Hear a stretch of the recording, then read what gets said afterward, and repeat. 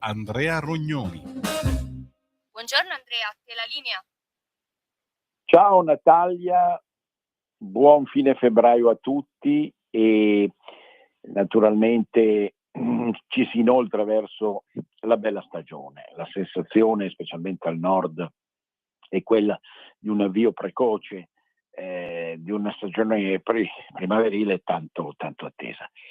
Oggi abbiamo un ospite sicuramente graditissimo, il professor Martino Mora, che insegna storia e filosofia in un liceo prestigioso della urbe ambrosiana e che ha già prodotto notevoli studi di riflessione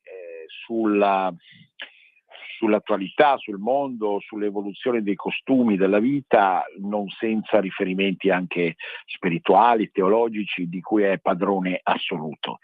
Oggi parliamo di dissoluzione perché la nostra civiltà sta morendo. Edizioni Radio Spada, a soli 18 euro, bella collana, La spada dell'Arcangelo. Poi avremo modo di ridare le coordinate. Martino Mora, abbiamo detto, docente liceale, attentissimo all'evoluzione dei costumi, a quello che giorno dopo giorno la nostra società occidentale ci propone nella sua assoluta decadenza. Del resto il titolo è molto significativo, dissoluzione, ecco appunto. E allora Martino, noi ci diamo del tu perché ci conosciamo da molto tempo, oltre a essere colleghi di scuole superiori, io oramai pensionato e definitivamente emarginato da un contesto che, come abbiamo già detto altre volte, non si propone per il futuro tanto attraente. Ma questo è proprio uno degli argomenti che affronti in questo libro, fra i tanti. Da dove vogliamo iniziare, Martino? Allora, quindi abbiamo detto autore, studioso, noto volto anche televisivo negli ultimi 4-5 anni per tutta una serie di questioni che io adesso lascerei perdere per non ingolfare i nostri cari ascoltatori. Io penso che questo libro meriti invece appunto tutto un flash esclusivo ed appropriato, perché c'è tanto da dire. Allora, la prima domanda è questa, Martino.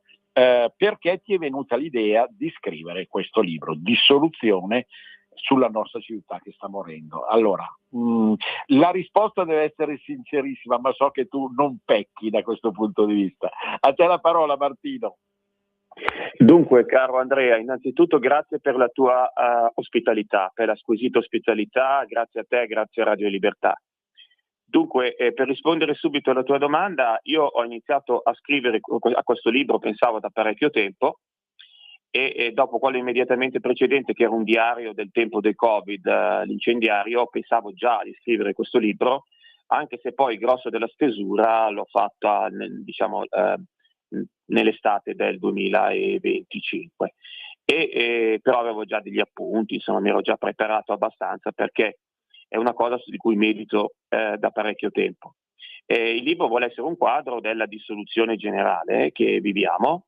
Viviamo in un'epoca di decadenza, come hai detto giustamente te, o di dissoluzione, in cui vi è un'enorme crisi spirituale, che poi è la ragione fondamentale di questa, quella che io individuo come la ragione fondamentale di questa dissoluzione. La causa fondamentale della dissoluzione non è di tipo materiale, di tipo economico, di tipo tecnologico, ma è di tipo spirituale. Certamente questo implica anche un legame molto forte con lo sviluppo economico e con lo sviluppo tecnologico, ma quali che sono le cause e gli effetti anche che hanno a che fare con questo sviluppo, però sono sempre di causa spirituale. E io semplicemente da tempo osservavo e osservo che declinano la politica, la giustizia, la scuola, l'università, la letteratura, l'arte, la filosofia, l'architettura, il cinematografo, l'editoria, persino il giornalismo.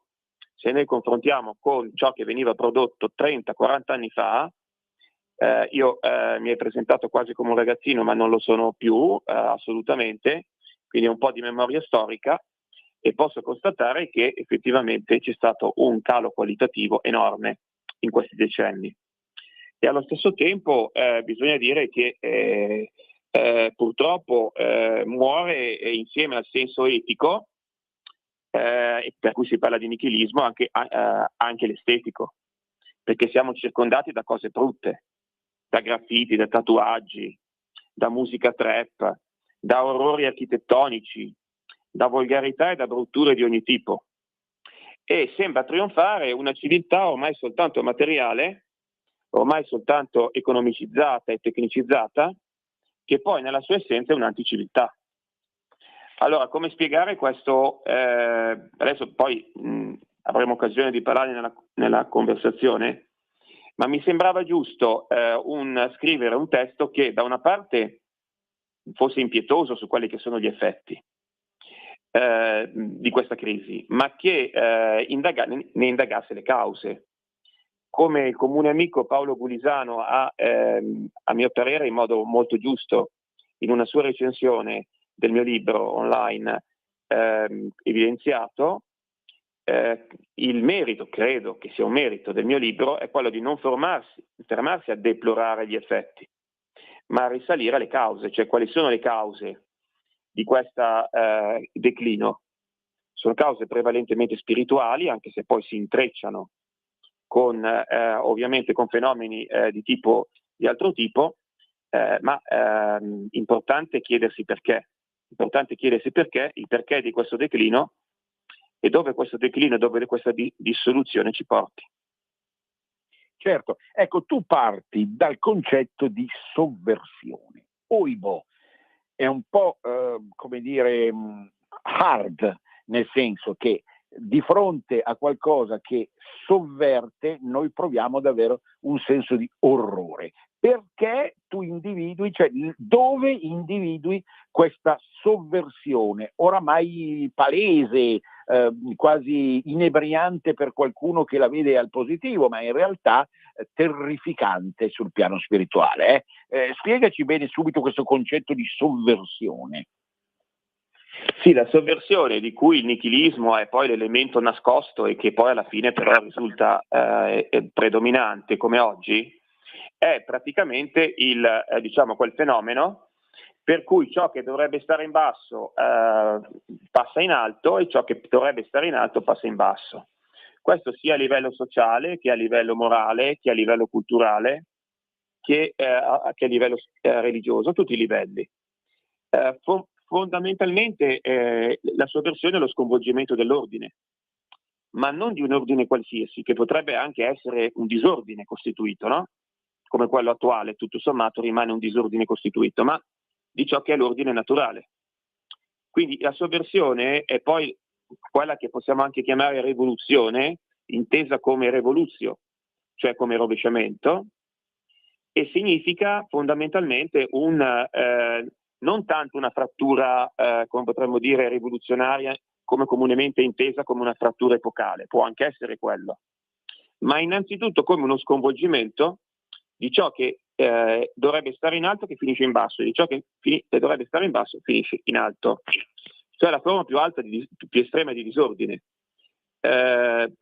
Come io cito anche l'espressione di un famoso autore dell'Ottocento, Jean-Joseph Gaume, che dice che la rivoluzione o sovversione colloca in alto chi secondo le leggi eterne dovrebbe stare in basso e mette al basso chi dovrebbe stare in alto.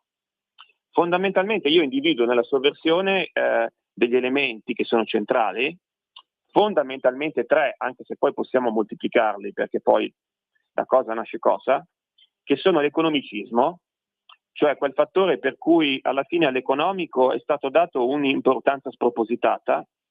Lo storico Roberto Bonuglia parla di economia che diventa ideologia, cioè che diventa un tutto, che diventa una mentalità dominante, che poi quello che avevano già sostenuti illustri storici dell'economia come Carpolani o antropologi come Louis Dumont. E poi dall'altra parte chiaramente l'individualismo, cioè il fatto che all'individuo viene dato un valore non giusto, in quanto chiaramente nessuna comunità deve mai schiacciare completamente l'individuo, ma un individuo predominante, per cui ogni società oggi viene vista semplicemente come un aggregato di individui, in cui conta solo la volontà degli individui, e poi infine l'egualitarismo, cioè un'eguaglianza che non è più un'eguaglianza giusta, equa, ma è un'eguaglianza che diventa una intercambiabilità, diventa di fatto un'indifferenza, in cui tutti i ruoli vengono sovvertiti. Tutto questo rientra ovviamente nel soggettivismo moderno, nell'ascesa del soggettivismo moderno, che può avere caratteri collettivi, e per cui abbiamo avuto le grandi ideologie novecentesche come il fascismo, il comunismo, che hanno messo al centro delle entità collettive come la nazione, come lo Stato, come la classe sociale o come la razza. E poi invece abbiamo il liberalismo che mette al centro di tutto l'individuo. Però si tratta sempre di un soggettivismo moderno, che di fatto, come potremmo dire, scalza Dio, no, dall'orizzonte o lo sostituisce, in nome che cosa? In nome dell'io. In nome dell'io, che può essere inteso individualmente come fa il liberalismo, può essere inteso collettivamente come hanno fatto il nazionalismo, il socialismo e poi i totalitarismi rosso e bruno. E quindi chiaramente c'è un processo sovversivo, per concludere su questa tua domanda, c'è un processo sovversivo che parte da lontano, che oggi noi vediamo nelle sue fasi, abbiamo la sfortuna ma anche il privilegio in un certo senso di vedere nelle fasi ultime o penultime. C'è un processo sovversivo che è un processo plurisecolare, che non parte negli ultimi decenni, anche se sicuramente negli ultimi decenni si è aggravato, e noi oggi vediamo lo sfascio che magari i nostri genitori o i nostri nonni non potevano ancora vedere. E ciò nonostante si tratta di un processo non solo pluridecennale, ma plurisecolare, che parte da molto lontano, almeno dall'umanesimo e dal Rinascimento. C'è una lenta sovversione che alla fine è riuscito a creare un disordine al posto dell'ordine e che poi sfocia nel nichilismo assoluto attuale. Certamente. Ecco, mi interessano in particolare il problema dell'egualitarismo. Diciamo, la strategia dell'egualitarismo sarebbe quella di appiattire per sovvertire. La maggior parte delle persone casca proprio in questo imbroglio, ma se noi siamo tutti uguali alla fine siamo tutti felici, no? Parlo banalmente per l'uomo della strada, si intende. In realtà dietro c'è proprio un progetto di sovversione totale, che altro che portare all'uguaglianza, no? Cosa dici, Martino? Cioè, ovviamente sulla base di quello che hai scritto in questo bel libro. Beh, porta all'indistinzione, no? Porta all'indistinzione assoluta. Qualcuno ha pensato che con la caduta del comunismo sovietico nei paesi dell'est, nel 1989-1991, l'egualitarismo, che era un egualitarismo economico, quello del comunismo, che negava la proprietà privata, la parabola dell'egualitarismo si fosse conclusa. Non si è affatto conclusa, ma si è approfondita. Per cui oggi esiste un egualitarismo che fondamentalmente proclama che le razze non esistono, che siamo tutti, che magari proclama, no, orgogliosamente, come fece anche Bergoglio, il meticciato, e quindi il modello del meticciato, che poi è il modello dell'indistinzione, no? Dell'indistinzione etnica assoluta. Oppure c'è chi nega addirittura che esistono i due sessi, no? Negare che esistono i due sessi, pensare che un maschio possa diventare una femmina, magari già dall'età di 4 anni, come sostiene l'attuale governo britannico, che non esistono i due sessi, che si possa cambiare sesso all'età di 4 anni, che ci siano solamente generi, tutto ciò è chiaramente un egualitarismo assoluto, un egualitarismo dell'indistinzione. E anche il femminismo fondamentalmente sovvertendo, arrivando a sovvertire, nella misura in cui arriva a sovvertire la distinzione tra i sessi, fondamentalmente è un egualitarismo, appartiene alla sovversione egualitaria. Una sovversione egualitaria che vuol dire indistinzione.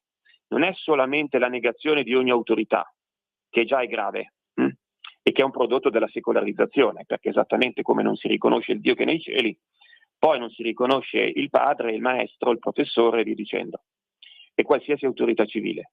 Ma qui si tratta di qualcosa che va ancora oltre, perché mina le stesse differenze antropologiche che ci sono tra le persone e che però ricordiamoci che anche questo egualitarismo ha sempre uno sfondo individualista, perché parte sempre dalla rivendicazione dei diritti dell'individuo. Quindi nel nome dei diritti dell'individuo bisogna negare la distinzione tra maschio e femmina, perché chi è maschio potrebbe sentirsi femmina e chi è femmina potrebbe sentirsi maschio. Oppure bisogna negare il fatto che esistano dei gruppi che hanno delle caratteristiche anche somatiche diverse, perché non dobbiamo parlare di razza unica e di meticciato. Ecco. Tutto questo chiaramente è la retorica dell'indistinzione, dell'egualitarismo inteso come indistinzione. Sento dietro la parola indistinzione, e voglio capire meglio, un po' un eco orwelliano del tipo tutti siamo uguali, ma qualcuno è più uguale degli altri, o sbaglio? No? Che alla fine chi è più uguale degli altri batte e ha molti più diritti, parlo sempre terra a terra, Martino, per farci capire a tout le monde, degli altri, o sbaglio, Martino? Ma certamente, perché innanzitutto ci sono determinate minoranze che, ben lungi dall'essere discriminate, sono diventate padrone del discorso ideologico. Pensiamo al femminismo o pensiamo al movimento LGBT, solo per fare degli esempi concreti.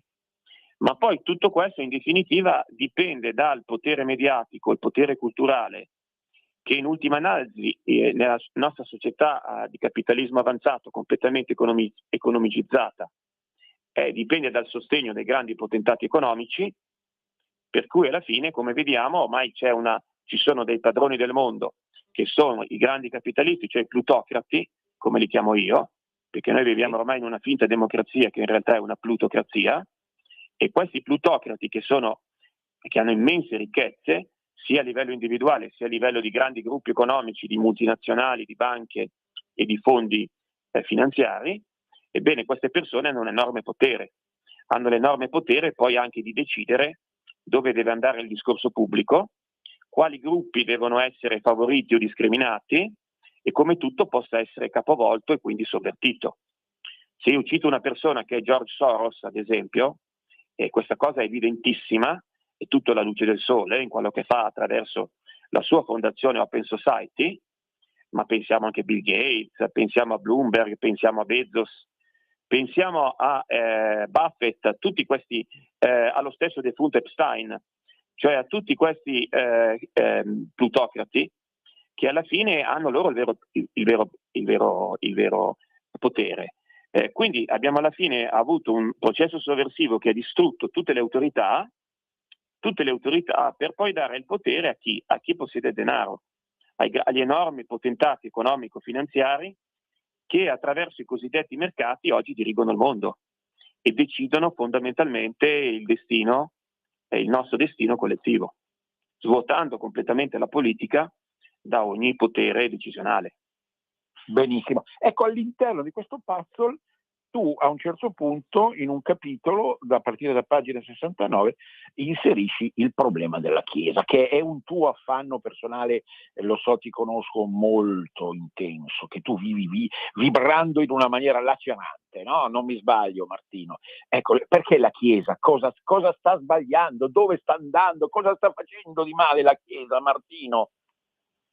Sì, allora, distinguendo tra ciò che teologicamente viene chiamato il corpo mistico di Cristo, la Chiesa è intesa come corpo mistico di Cristo, e quello che invece noi chiamiamo, e quello che invece è la parte visibile, che è il clero, alto clero, basso clero, dal Papa in giù, insomma, per intendersi, dal Papa all'ultimo prete, non c'è dubbio che negli ultimi, almeno a mio modo di vedere, che negli ultimi 60 anni la Chiesa abbia fondamentalmente stipulato un patto faustiano con il mondo. Ha stipulato un patto faustiano con il mondo e appunto con questa società che io definisco in modo generale liberal capitalista, ma si potrebbe usare aggiungere molti altri aggettivi, e con questa con l'Occidente vincitore, no, della seconda guerra mondiale, non si poteva farlo con l'Oriente perché là ammazzavano i preti, quindi insomma era un po' più difficile, ecco. Però con l'Occidente sicuramente. Qui c'è stato un patto faustiano, di fatto la Chiesa ha accettato, la Chiesa intesa come gerarchia, dal Papa in giù, ha accettato, a partire dal Concilio Vaticano II, di venire a patti con i principi del mondo moderno, ma proprio con quei principi che dicevo io prima, individualistici ed egualitari, che poi alla fine sono principi di sovversione. In questo abbraccio mortale con il mondo moderno la Chiesa ha dovuto gradualmente annacquare sempre di più il suo vino fino a una resa incondizionata. Anche qui c'è chi ha visto, soprattutto nel penultimo ormai pontificato, cioè quello di Jorge Mario Bergoglio, questa resa incondizionata al mondo moderno, ma in realtà, quindi dal 2013 per intenderci, in realtà se noi andiamo a vedere già i documenti del Concilio Vaticano II e molti atti e molte parole dei predecessori di Bergoglio, perlomeno da Papa Roncalli in poi, possiamo vedere che già questa resa nei confronti del mondo moderno e dei principi soggettivistici del mondo moderno era già in atto da tempo, ecco, perlomeno a partire dal 1962, quindi il concilio e il post-concilio. Quindi evidentemente c'è una Chiesa cattolica che ha accettato di venire a patti con il mondo moderno, con l'antropocentrismo moderno, col soggettivismo, e che naturalmente oggi si trova in una crisi di fede e di morale che non hanno precedenti, perché nella storia ci sono stati molti episodi, no? Di clero, come potremmo dire, non coerente con i principi evangelici. Pensiamo a fenomeni come il nepotismo, come il concubinato, come il nicolaismo, come la simonia. E però la fede, l'elemento dogmatico non era stato toccato. Invece oggi il problema è che anche l'elemento dogmatico, direttamente o indirettamente, è stato ampiamente leso. Quindi c'è una crisi anche della Chiesa cattolica senza precedenti. Infatti, come dicevo, il problema principale è spirituale. Ecco, quindi la società del capitalismo avanzato è una società fondamentalmente irreligiosa.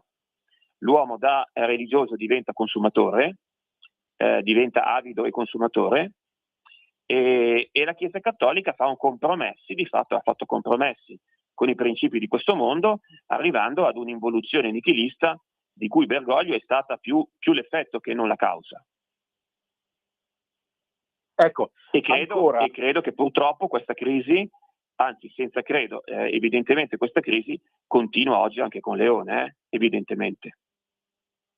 Allora, poi ci sono altri due argomenti che nel leggere il tuo libro, mi hanno molto toccato, e il primo che ci riguarda tutte e due è il problema della scuola. Tu parli di antiscuola, quindi un movimento che vuole distruggere, se non ho capito male le tue parole, la scuola stessa. E poi c'è il problema dello scientismo, che a me è carissimo, veramente è uno dei miei cavalli di battaglia. Allora adesso però mi sa che la nostra cara Natalia ha già in mente per noi due un bel break di 1 minuto e mezzo. O sbaglio, Natalia? Che così andiamo avanti dopo ancora un qualche minuto, Lasciamo spazio alla volontà della nostra conducatrix, Natalia, prego.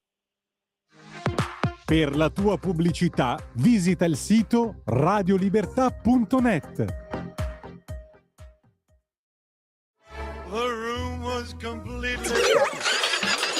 Stanco di perderti i tuoi programmi radiofonici preferiti? Vorresti la tua musica, le tue voci amate sempre con te, ovunque tu vada? Radio Libertà, l'applicazione che trasforma il tuo smartphone e tablet nella tua radio personale.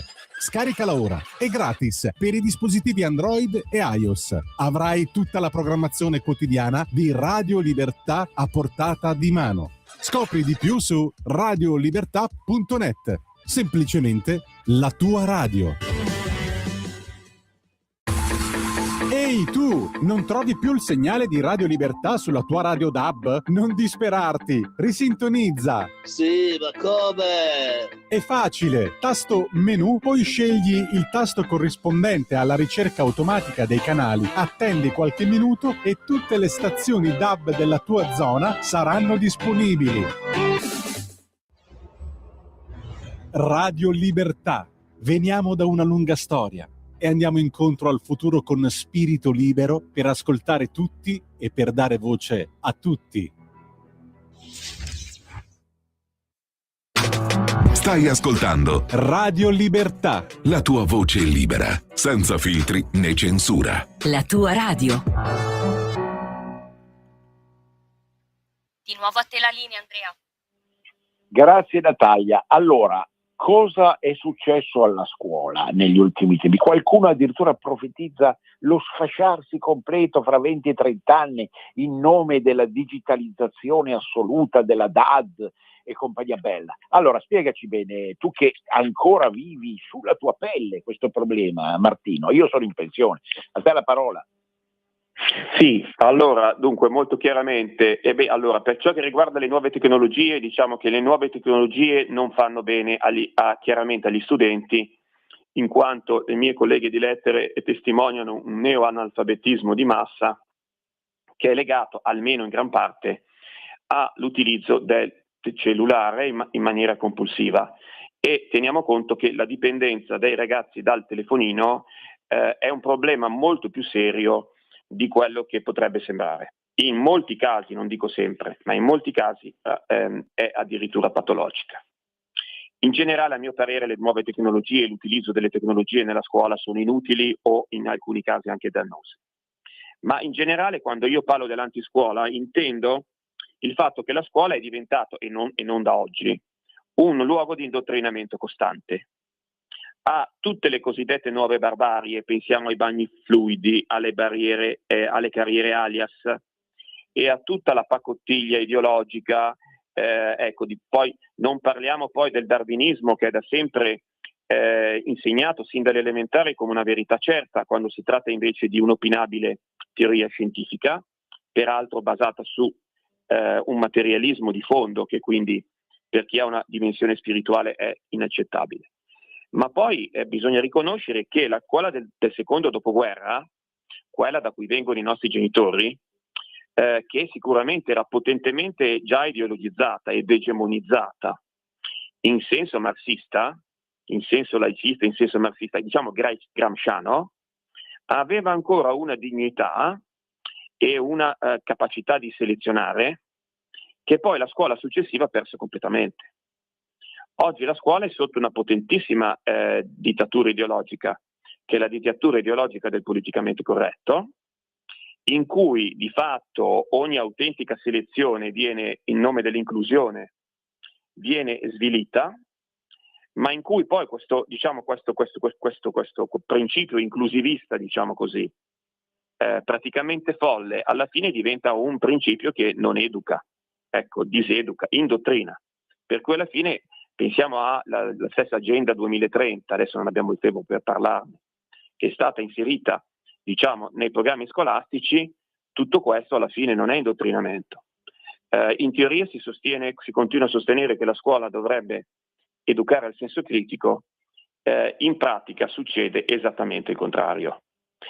Il problema è che purtroppo i nostri colleghi insegnanti, molti dei nostri colleghi insegnanti, ovviamente ci sono delle eccezioni positive, ci sono delle eccezioni significative e positive, ma la maggioranza dei nostri colleghi insegnanti si riempie la bocca col senso critico, quando è una delle categorie sicuramente più prive di senso critico che siano presenti su piazza. Certamente. Lo scientismo, che cosa... ci eravamo sentiti, vero Martino, personalmente diffido della scienza, cioè una categoria di impostazione mentale che ritiene che ogni 50 anni si debba cambiare idea perché ma non avevamo gli strumenti per eccetera. Boccacciamia, state zitta, tu sei invece la persona giusta per parlare di scientismo, cioè di come si utilizza la scienza in maniera sbagliata, Martino, no? Come scrivi nel libro. Caro Andrea, premesso che anche tu puoi parlare di scientismo, perché mi ricordo le nostre conversazioni private e hai sempre detto delle cose molto interessanti, lo scientismo non è la scienza, nel senso che io nei confronti della scienza non posso avere un giudizio totalmente negativo. Basti pensare ne parlavo con un'amica recentemente, a scoperte come gli antibiotici o come gli antidolorifici, che permettono alla nostra vita di essere decisamente migliore di quello che era prima, dal punto di vista di un benessere fisico, ovviamente, stiamo parlando solo di quello.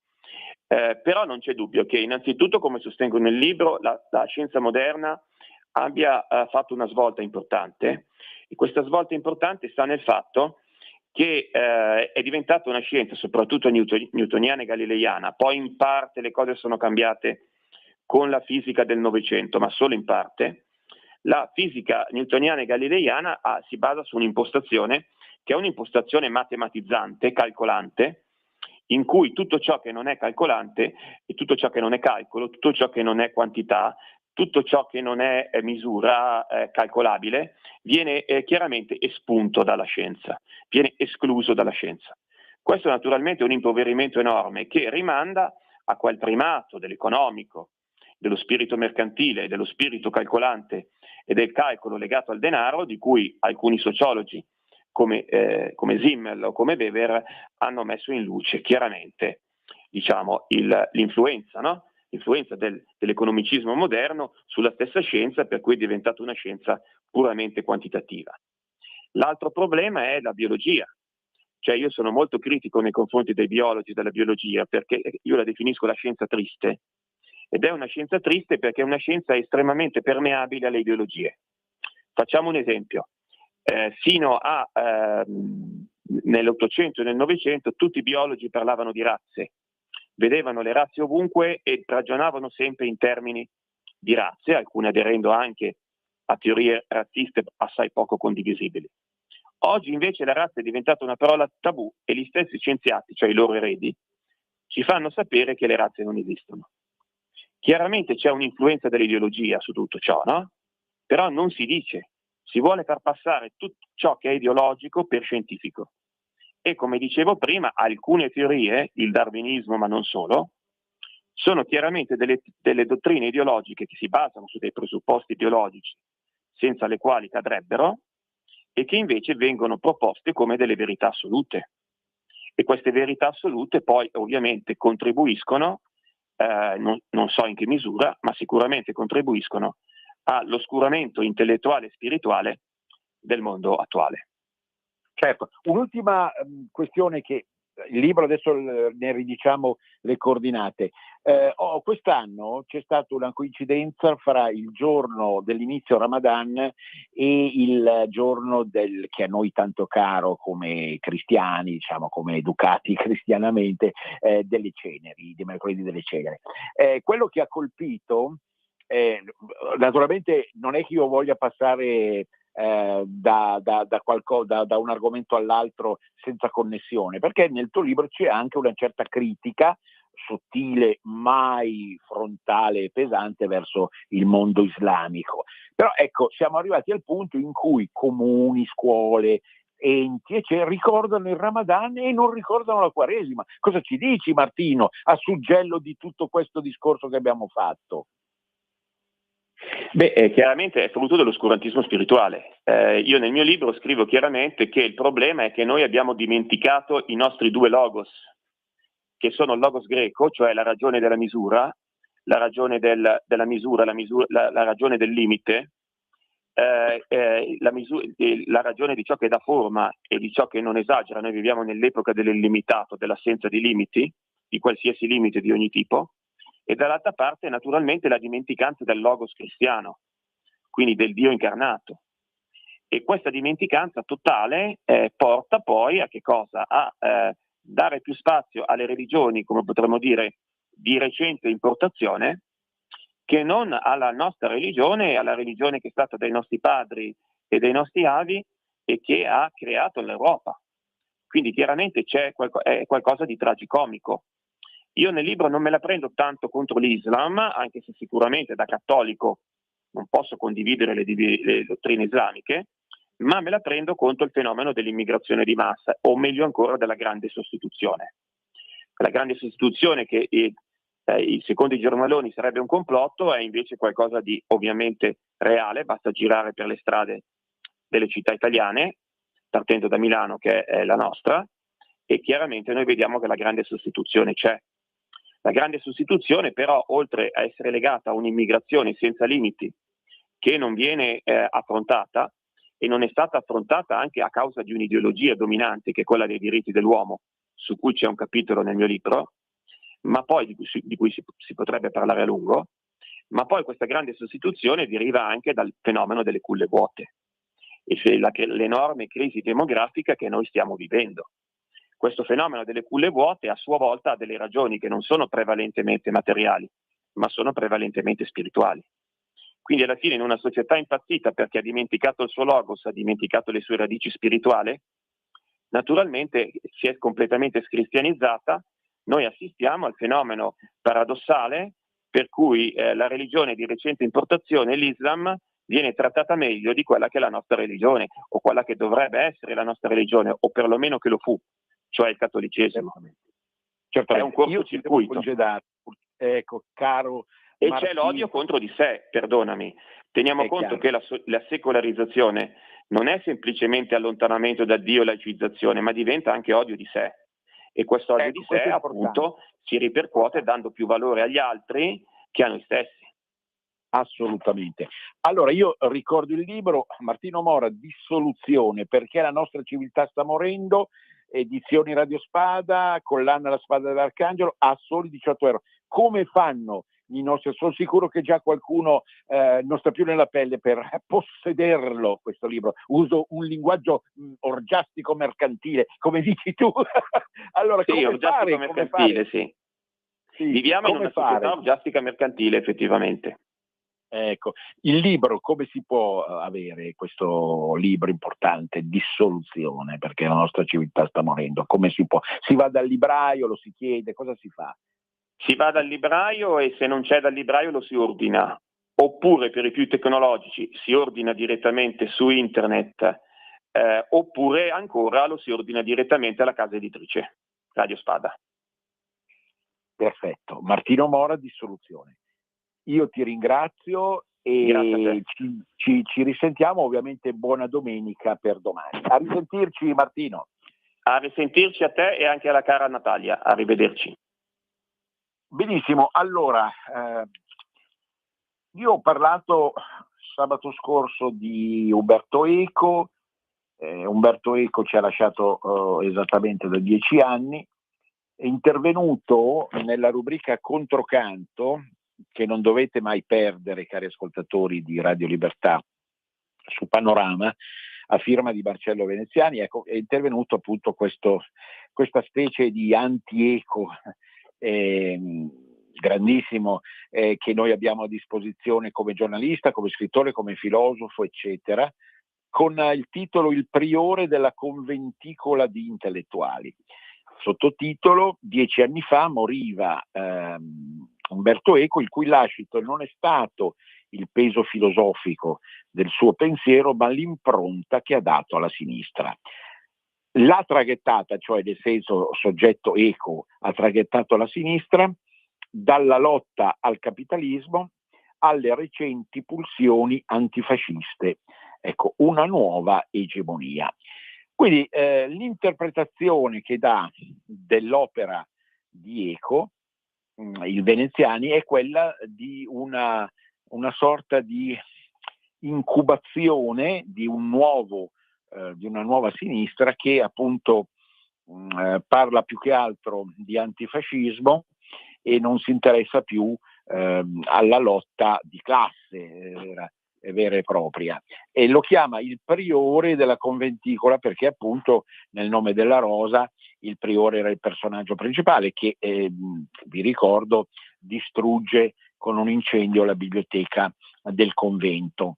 Quindi distrugge tutto quello che non ha a cuore, ma che cosa rimangono? Ceneri, evidentemente, fa intendere il nostro Veneziani, e Marcello Veneziani ci pone davanti un quesito, naturalmente. Se non ci fosse stato Umberto Eco, soprattutto negli anni 80 e 90, cosa sarebbe stato della sinistra attuale? Avrebbe preso un'altra via, un'altra consistenza. Ecco, io ho cercato 7 giorni fa di mettere in mostra quelle che sono le luci di Umberto Eco. Non è che ne abbia parlato soltanto bene, sicuramente è stato un grande romanziere, soprattutto nel Nome della Rosa e nel Pendolo di Foucault, negli altri libri un po' meno. Certamente Eco ha anche, con la famosa bustina di Minerva sull'Espresso, intrattenuto migliaia e migliaia di lettori che insomma sono stati stradati in una certa maniera. Ecco allora che in pratica veneziani, probabilmente l'anti-Eco per eccellenza, cioè il più grande intellettuale di destra tuttora vivente, ebbene ci avverte proprio della rappresentazione effettiva del maestro cattivo, del cattivo maestro che è stato Umberto Eco rispetto all'attualità. Io condivido in parte le posizioni di Marcello. Temo che chi è venuto dopo Eco abbia fatto molto peggio. Può darsi che abbia seminato male Umberto Eco. Ha parlato in un famoso libro di eterno fascismo dell'Italia. Secondo me gli accenti echiani erano diversi dall'attuale Antifa o da altre provocazioni che si sono andate costituendo nel corso degli anni 10 e 20, perché evidentemente, a parte ovviamente la notevole consistenza culturale che è diventata poca roba oggi come oggi negli intellettuali di sinistra, ma più in generale naturalmente in Eco c'era anche qualcosa d'altro probabilmente che non è stato raccolto e che avrebbe potuto, secondo me, portare la sinistra a posizioni anche leggermente diverse. Francamente non me la sento di asserire cose in assoluto. Io personalmente ho conosciuto Umberto Eco perché ho insegnato alla Deutsche Schule e alla Deutsche Schule insegnava anche sua moglie. Ne ho ricavato l'immagine di un uomo comunque abbastanza schivo ed autocontrollato, difficilmente proclive ad isterie quali si vedono attualmente nel mondo della sinistra. E quindi andrei un po' più cauto sui giudizi, ma mi rendo conto che la parola priore si addice proprio perché, ve lo dicevo la volta scorsa, la personalità anche fisica e psicofisica dell'Alessandrino ci ricorda effettivamente qualcosa di fratesco, qualcosa che riconduce a una chiesa che ovviamente in alternativa a un'altra chiesa propone in realtà delle cose molto diverse rispetto a quanto ci aspettavamo di sentire. Certo, posizione molto diversa anche rispetto, è ovvio, è antitetica a quella di Martino Mora, che vede la Chiesa in decomposizione dopo il concilio. Eco avrebbe voluto probabilmente portare il concilio fino alle estreme conseguenze, ma fa intendere Marcello sempre da bravo ed astuto priore, da questo grande maestro delle danze quale era, sulla base certamente di una cultura che era davvero effettivamente quasi sconfinata. Certo, dice Marcello, il priore della conventicola di intellettuali, perché alla fine è diventata una conventicola. Quella della sinistra attuale, cioè la sinistra del terzo millennio, in realtà è una conventicola, nel senso che, appunto, l'abbiamo detto in altre occasioni, si aiutano a vicenda, sparano subito contro chi non è ligio a un certo tipo di comportamento, di ispirazione antifascista. Ogni riferimento alla co-conduttrice del Festival di Sanremo di quest'anno è puramente casuale, e poi ovviamente si lasciano andare a posizioni sconcertanti sulla società attuale, naturalmente, finendo per essere in qualche modo, perlomeno idealmente, complici proprio di quei poteri forti che ci raccontava pochi minuti fa Martino Mora. Quindi me la sento di liquidare, brutta parola, questo problema. E certo, quando noi leggiamo parole come Eco non parla al cuore e all'anima del lettore, ma al cervello, questo è vero, ma diceva Pascal, il cuore ha delle ragioni che la ragione non ha. Sì, però anche il cervello ha delle ragioni che il cuore non ha, a volte. Certo che il male intrinseco di certa sinistra è pensare che con la ragione si risolva tutto, ecco, di scivolate su questa china ne abbiamo effettivamente viste tantissime, anche fra certi giornalisti molto noti, devo dire, con tutto il rispetto, della Repubblica e del Corriere. Non ultimo, ovviamente, Aldo Grasso, che non capisce quale possa essere il ruolo di una cantante così anche identitaria nelle sue espressioni, come noi abbiamo avuto quest'anno proprio al festival. Sul festival torniamo lunedì con un giudizio finale sui vari cantanti in gara, mi raccomando.